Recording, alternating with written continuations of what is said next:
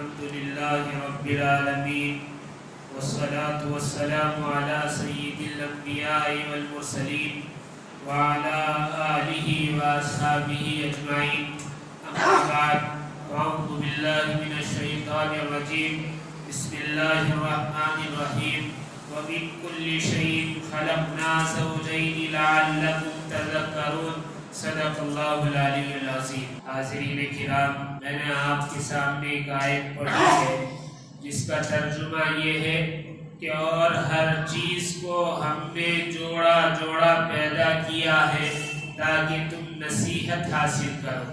اس آیت میں اللہ رب العزت نے ہر چیز کے متعلق فرمایا ہے، یہ نہیں کہ چند چیزیں یا کچھ چیزیں ہم نے جوڑا بنائی ہیں، بلکہ فرما دیا ہر چیز کا ہم نے جوڑا بنایا ہے۔ انسان کی سمجھ میں بات آتی ہے کہ اللہ رب العزت نے انسان کو جوڑا بنایا ہے، یعنی ایک مرد اور ایک عورت، یہ جوڑا ہے۔ اسی طرح جانوروں میں جوڑے ہیں کہ چاہے چرنے والے جانور ہو یا پھاڑ کھانے والے جانور ہو یا زمین پر رینگنے والے حشرات ہو، ان تمام میں جوڑے ہیں۔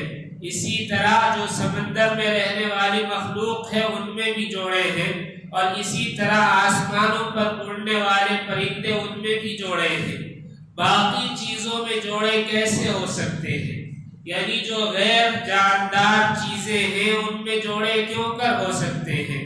ہر چیز کا اللہ رب العزت نے جوڑا بنایا ہے۔ جو ہم سبزیاں، ترکاریاں یا جو پھل وغیرہ کھاتے ہیں، ان درختوں کے، ان پودوں کے اور ان چیزوں کے تمام جوڑے ہوتے ہیں، آج سائنس بتا رہی ہے۔ پہلے نبی کریم صلی اللہ علیہ وسلم کے زمانے میں جب آپ مدینہ المنورہ ہجرت کر کے تشریف لائے تو آپ نے مدینے والوں کو دیکھا کہ کھجور کے جو درخت ہیں ان پر جب پھول آتا ہے، کھجور آنے سے پہلے تو وہ پھول وہ توڑ کر دوسرے درختوں پر بکھیرتے تھے، یعنی ایک درخت کے پھول دوسرے درختوں پر مسل کر ڈالتے تھے۔ تو نبی کریم صلی اللہ علیہ وسلم نے فرمایا ایسا نہ کرو، تو اس سال صحابہ نے ایسا نہیں کیا، تو پتہ چلا کہ فصل بہت کم ہوئی ہے، نہ ہونے کے برابر ہوئی ہے۔ پھر نبی کریم صلی اللہ علیہ وسلم کو اطلاع دی تو آپ نے فرمایا کہ جیسا تم پہلے کر رہے تھے ایسا ہی کرو۔ صحابہ نے بیان کیا کہ اے اللہ کے نبی، یہ نر اور مادہ پھول ہوتے ہیں، جب تک ان کو ملایا نہیں جاتا فصل بھرپور نہیں آتی۔ ایک اشکال یہاں یہ ہوتا ہے کہ نبی کریم صلی اللہ علیہ وسلم تو اللہ کے آخری نبی ہیں، اور آپ کو اللہ رب العزت نے تمام انبیاء علیہ السلام سے زیادہ علم عطا فرمایا تھا، تو بھلا آپ کو اس بات کی کیوں کر خبر نہیں تھی؟ لیکن نبی کریم صلی اللہ علیہ وسلم نے جو فرمایا تھا وہ بالکل درست تھا۔ دراصل آپ دیکھیں گے کہ باغات میں جو فصل ہوتی ہے وہ وقت سے پہلے آ جاتی ہے، یعنی عام موسم جو ہوتا ہے اس سے پہلے باغات جن کی نگہداشت کی جاتی ہو، جو جہاں پر مالی متعین ہے، وہاں فصل پہلے آ جاتی ہے عام درختوں کے بالمقابل۔ اس کی وجہ یہ ہے کہ وہ درختوں کی دیکھ بھال کرتے ہیں اور نر اور مادہ کو وقت سے پہلے ملا دیتے ہیں، تو فصل زیادہ جلدی آ جاتی ہے۔ لیکن جب یہ سلسلہ چلتا رہتا ہے تو درخت اس کے عادی ہو جاتے ہیں، ان کو عادت ہو جاتی ہے کہ وہ جب تک ملائے نہ جائیں جب تک فصل نہیں آتی۔ حالانکہ اللہ رب العزت نے درختوں کو ایسا بنایا ہے کہ اگر کوئی انسان پھول ایک درخت سے توڑ کر دوسرے پر نہ بکھیرے تو بھی فصل ہوتی ہے۔ سائنس صاف بیان کر رہی ہے کہ جب ایک درخت پر یا ایک پودے پر پھول آتے ہیں پھل آنے سے پہلے، تو اس کا رواں اڑ کر ہوا کے ذریعے دوسرے درختوں پر جا کر بیٹھ جاتا ہے، تو فصل ہونے لگتی ہے، یعنی نر اور مادہ مل جاتے ہیں تو فصل پیدا ہو جاتی ہے۔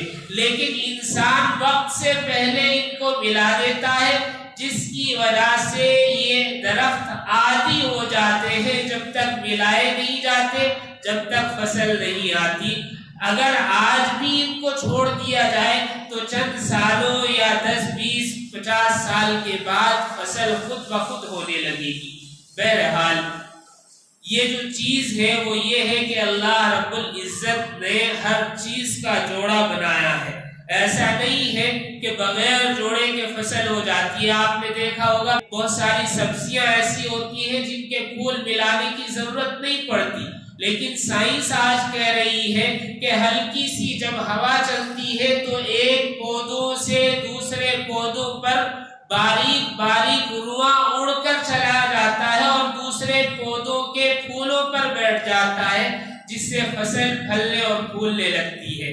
بہرحال اسی طرح اللہ رب العزت نے وہ چیزیں جو چلنے پھرنے والی نہیں، ساکت ہے یا جس میں جان نہیں، یعنی زمین سے اگنے والی نہیں ہے، ان میں بھی نر اور مادہ بنایا ہے، یعنی جوڑے بنائے ہیں۔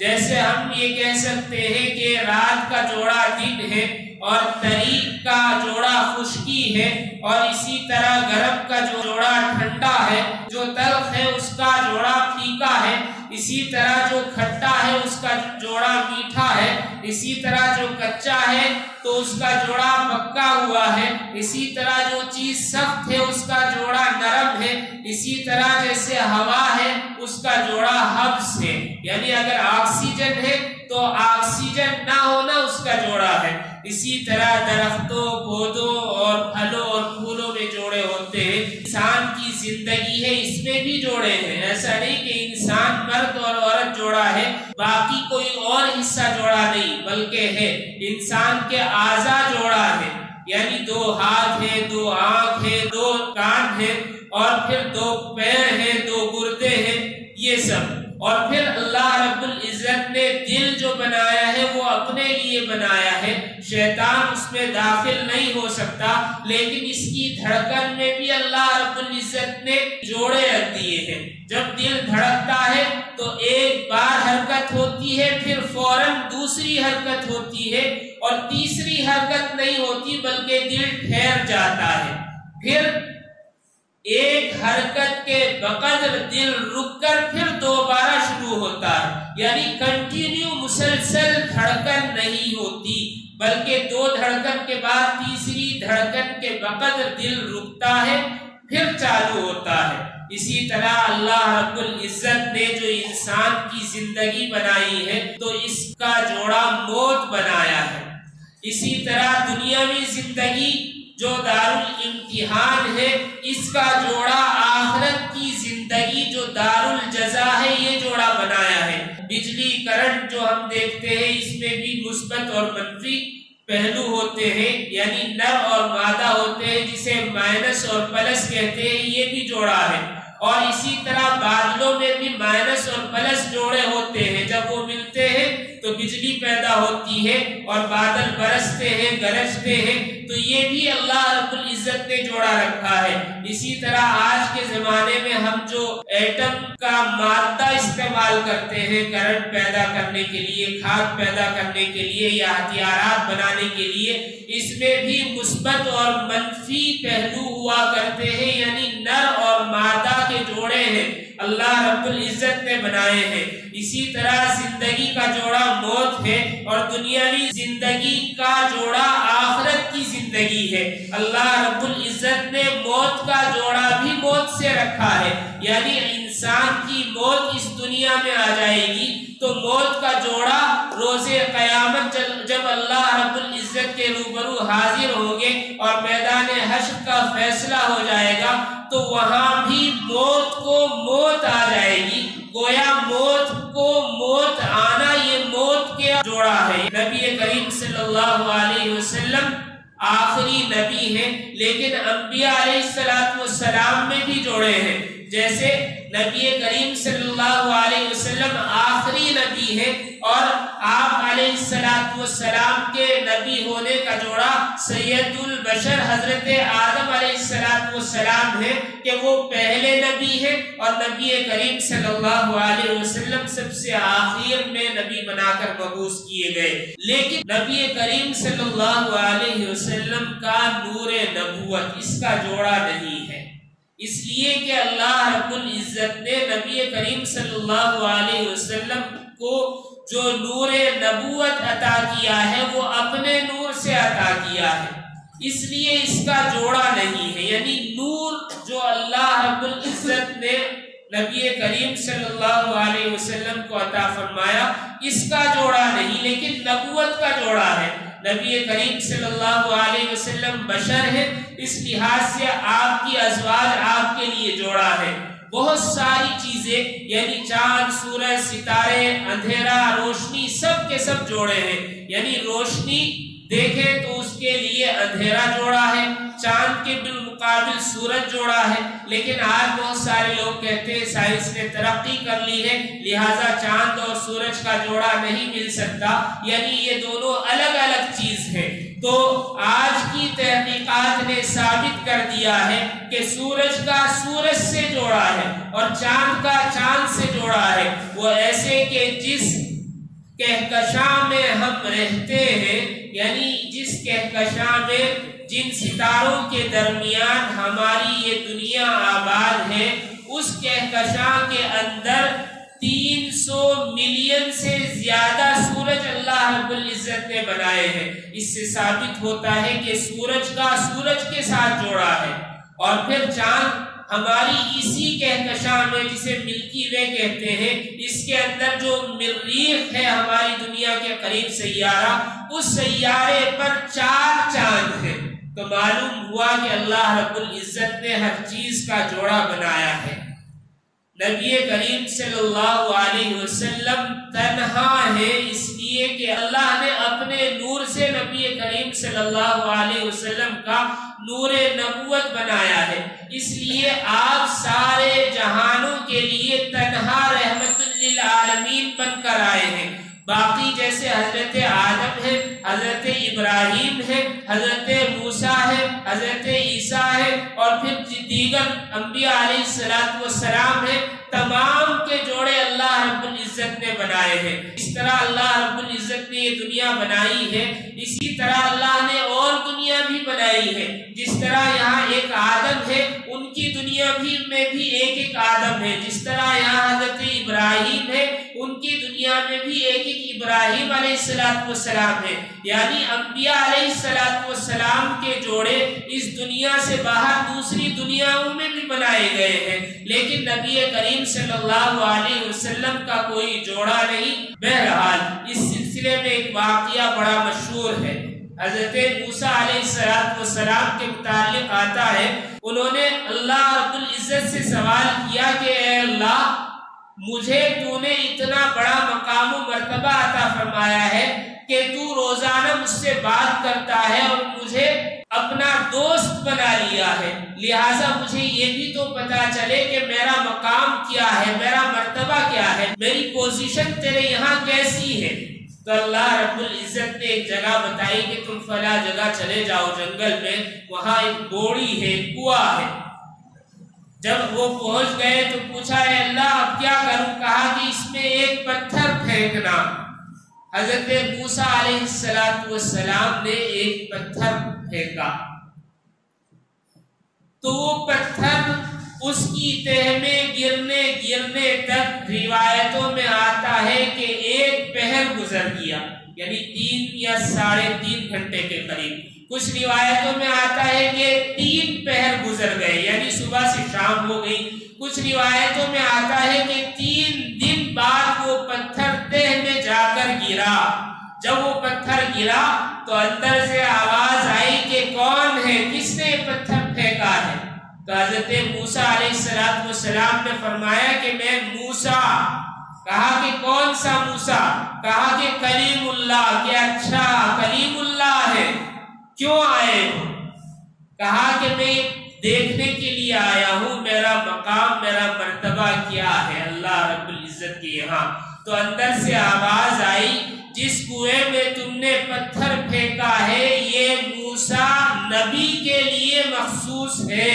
اس میں ابھی تک ہر نبی جس کا نام موسیٰ ہے اس نے اس کے اندر پتھر پھینکا، اور ایک ایک پتھر ایک ایک نبی نے پھینکا، یہاں تک کہ یہ کنواں، یہ بوڑی 3 حصے بھر گئی ہے اور ابھی ایک حصہ خالی ہے۔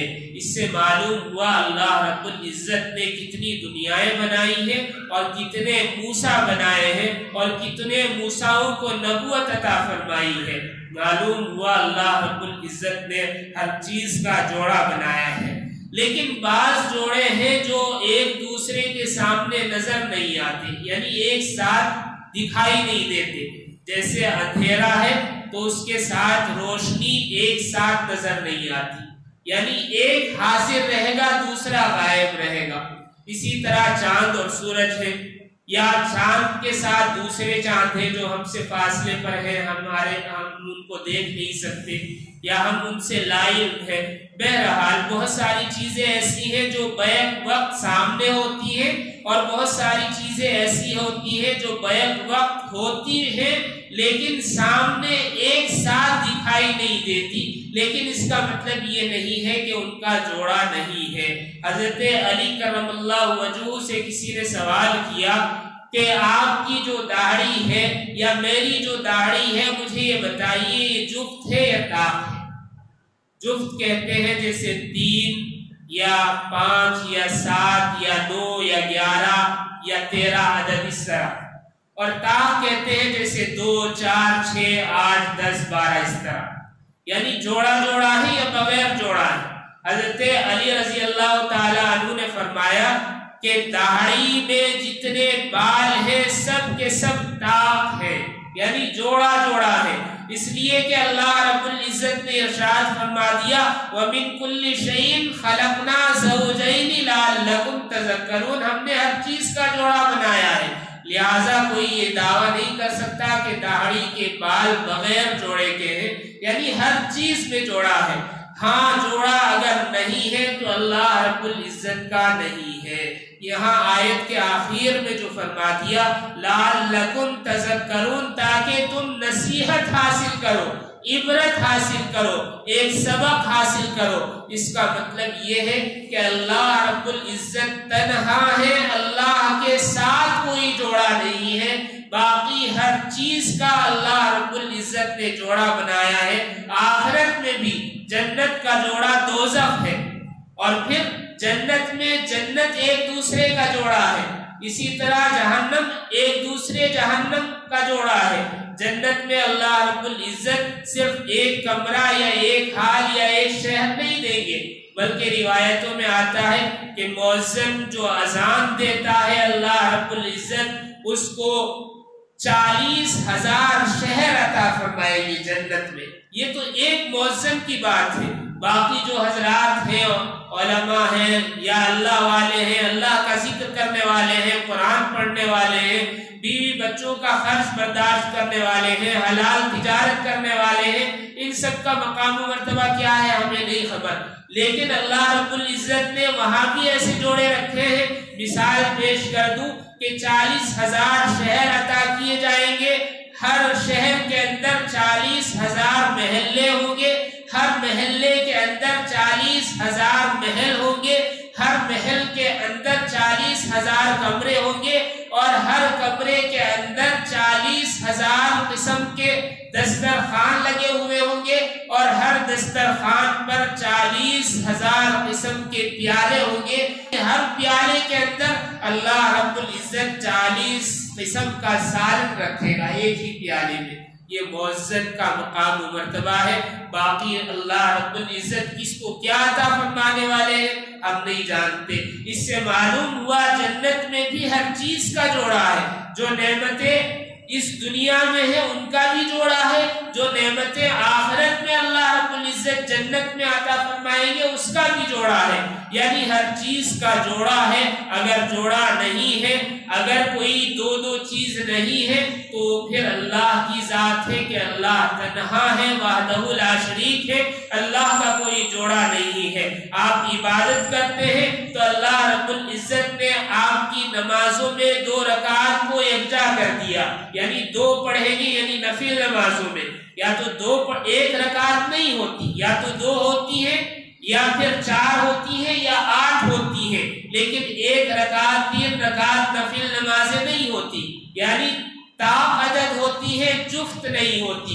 اسی طرح اللہ رب العزت نے 1 رکعت کو دوسری رکعت کے ساتھ جوڑا بنایا، ایک سجدے کا دوسرے سجدے کے ساتھ جوڑا بنایا، لیکن اللہ رب العزت تنہا ہے، اس لیے اللہ کی تسبیح اور تحمید اور اللہ کی بڑائی جو بیان کی جاتی ہے، اس بڑائی بیان کرنے کو اللہ رب العزت نے جفت پسند کیا ہے، یعنی 3 تسبیح ہو اچھا ہے، 5 تسبیح ہو اچھا ہے، 7 تسبیح ہو اچھا ہے، 4 پڑھ سکتے ہیں، 6 پڑھ سکتے ہیں، 8 پڑھ سکتے ہیں، گناہ نہیں ہے، لیکن اللہ کو زیادہ یہ پسند ہے کہ جیسے اللہ تنہا ہے اسی طرح اس کی تسبیحات بھی بغیر جوڑے کے ہونی چاہیے۔